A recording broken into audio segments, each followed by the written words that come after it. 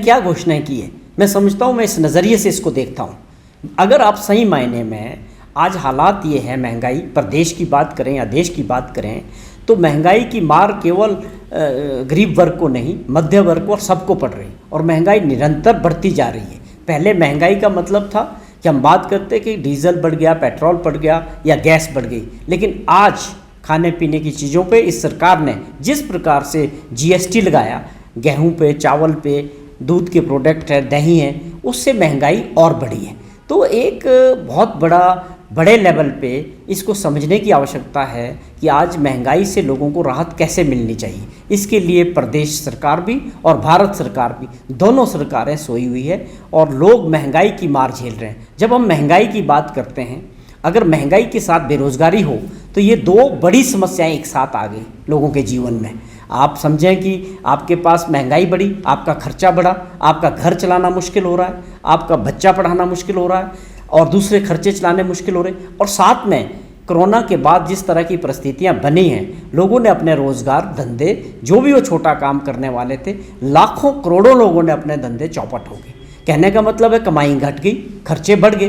तो ये डबल मार जो आज देश के अंदर और प्रदेश के अंदर लोग झेल रहे हैं, इसको लेके भारत सरकार और हिमाचल की सरकार पूरी जानकारी नहीं है। वो केवल गुमराह करने वाली स्टेटमेंट दे रहे हैं।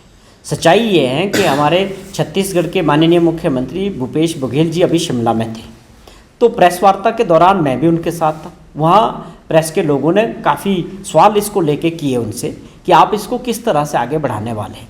तो उन्होंने साफ बात की है कि कुछ इश्यूज़ हैं, जो पेंशन की जो नई, जब भी ये 2003 में नई पेंशन स्कीम लाई गई, उसमें जो कंट्रीब्यूशन है, एम्प्लॉयज़ का कंट्रीब्यूशन और एम्प्लॉयर का जो कंट्रीब्यूशन है, वो सारा पैसा भारत सरकार के ज़रिए जो भी पिछले उनके, मानो आज कोई हमने फैसला लेना है 2022 में या 23 में, तो जो 2003 से अभी तक का जो कंट्रीब्यूशन है एम्प्लॉयज़ का या स्टेट का, उसके बारे में तो फैसला भारत सरकार को करना है कि वो कैसे आगे बढ़ाया जाएगा। वो बहुत ज़रूरी फैसला है। उसको लेके राजस्थान की सरकार भी और छत्तीसगढ़ की सरकार भी भारत सरकार के साथ बातचीत कर रही है कि उसका क्या होगा, आप बताओ, वो कितना बना है, कहाँ मार्केट में लगा है, वो किस ढंग से सेटल करना है। ये बहुत बड़ा मुद्दा है। इस वक्त इस पर भारत सरकार को और माननीय प्रधानमंत्री जी को इंटरवेन करना चाहिए था।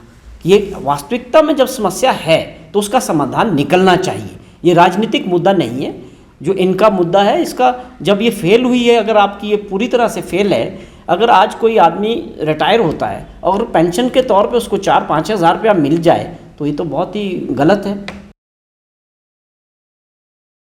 जो भी समस्याएं हैं वो निरंतर बनी हुई है। उन समस्याओं का निवारण जो है ये सरकार नहीं कर सकी। जो सरकार 4.25 साल उन कामों को आगे नहीं बढ़ा सकी, उस पर फैसले नहीं कर सकी।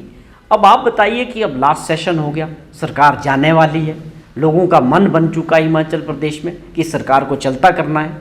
तो मैं इतना कह सकता हूँ कि आने वाली सरकार जो कांग्रेस पार्टी की हिमाचल प्रदेश के लोग बनाने वाले हैं, मैं समझता हूँ कि जो प्राथमिकता के आधार पे हम सारे फैसले, जो आपने करुणा मुल्लक की बात की या आउटसोर्स कर्मचारियों की बात की या ओपीएस पे जो चल रहा है, इन सब चीज़ों को कांग्रेस पार्टी गंभीरता से पहले 3 महीने के अंदर ही ये मामलों पे सुलझा लिया जाएगा। और मैं समझता हूँ कि लोग अब इस सरकार से ज़्यादा उम्मीदें नहीं हैं, क्योंकि सरकार की तो अब केवल मात्र 1 महीना रह गया या 1.5 महीना रह गया, नोटिफिकेशन हो जाएगी, इलेक्शन का प्रोसेस शुरू हो जाएगा। तो इस सरकार से कोई ऐसी बड़ी उम्मीदें मुझे लगता नहीं कि किसी को भी अब रखनी चाहिए।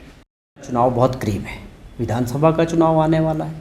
हम पहले भी इन बातों का जिक्र कर चुके हैं कि जो सरकार है और मुख्यमंत्री जी हैं, चुनाव के नज़दीक आते ही अब जो ये घोषणाएं करेंगे, जो 4.5 साल 4.25 वर्ष नहीं की, इसका सीधा सा आप मतलब निकाल सकते हैं कि ये केवल मात्र चुनाव की घोषणाएं हैं। और इनका कोई सीधे तौर पे अगर सरकार की मंशा सरकारी मुलाजिम को कुछ राहत देने की होती, तो इनका ये जो ड्यू था एरियर, काफ़ी पिछला एरियर ये मिलने की बात इन्होंने कही है, जो इनको मिलना चाहिए था, ये आज तक पूरा का पूरा मिल जाना चाहिए था। लेकिन आज भी जो है घोषणा हुई है, वो कितना एरियर, इसका कितना % इसको रिलीज़ करने वाले हैं, इसका जिक्र उन्होंने नहीं किया है। तो ये मांग हमारे जो सरकारी मुलाजिम हैं काफ़ी समय से उठा रहे हैं। उनका ये एरियर है, एरियर का मतलब है कि जो उनके ड्यूज़ हैं जो सरकार की तरफ है, उनको पहले मिल जाने चाहिए थे। तो ये केवल मात्र इस प्रकार की घोषणाएं चुनाव के दौरान करना, ये हिमाचल प्रदेश के लोग और मतदाता अच्छी तरह समझते हैं कि चुनाव के संदर्भ में जो घोषणाएं होंगी उनका क्या मतलब होगा।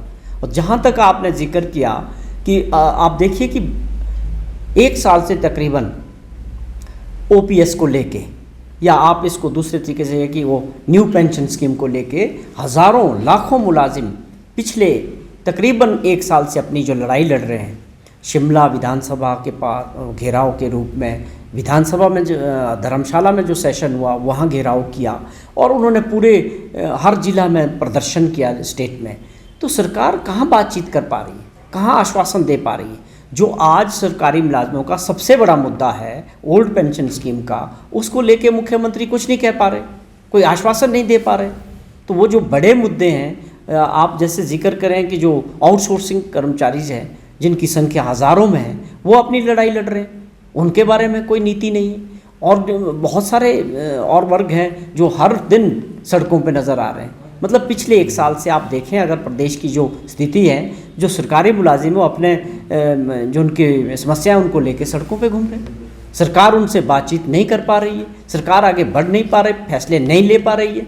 और जहाँ तक आपने सवाल किया कि जो डिपुओं में जो दालें मिलेगी बीपीएल को और एपीएल को 10 रुपये और 20 रुपये की राहत दे के, आप समझते हो कि आज की जो महंगाई है, क्या वो 10 रुपये से और 20 रुपये से केवल मात्र दालों में राहत देने से महंगाई पे आप जो है कंट्रोल कर सकते हैं? सरकार की कोई नीति नहीं है। आप ये केवल मात्र ये समझिए कि आज 15 अगस्त का दिन था, आज़ादी का दिन।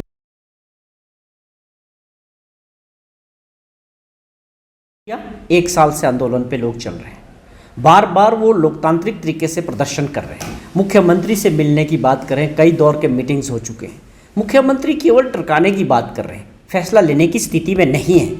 और ना ही मुख्यमंत्री इसको ठीक ढंग से टेकअप कर पा रहे हैं भारत सरकार से।